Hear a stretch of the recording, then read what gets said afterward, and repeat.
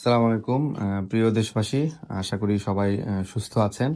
আজকে আপনাদের সামনে আমাদের শরীফ ওসমান হাদী স্বাস্থ্য আপডেট নিয়ে কথা বলছিলাম।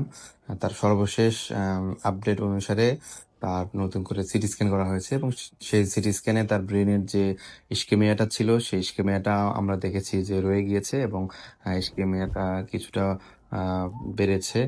তার ব্রেনের যে আদার যে রিফ্লেক্সগুলো, পিউপিল বা অন্যান্য রিফ্লেক্স, সেই রিফ্লেক্সগুলো আগের মতোই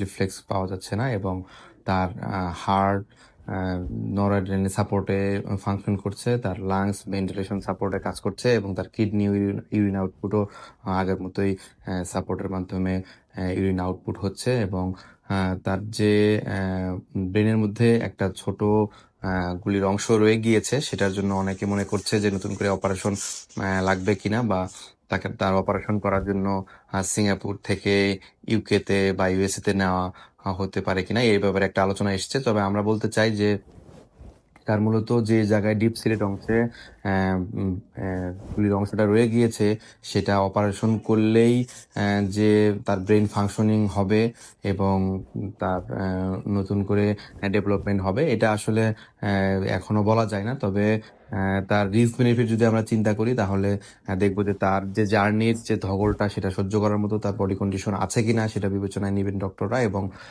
তার পরিবারের ইচ্ছার একটা প্রাধান্য আছে। তবে আমরা জানতে পেরেছি যে তার চিকিৎসাটা সিঙ্গাপুর জেনারেল হসপিটালে চলমান থাকবে এবং কনজারভেটিভ ম্যানেজমেন্টে চলবে।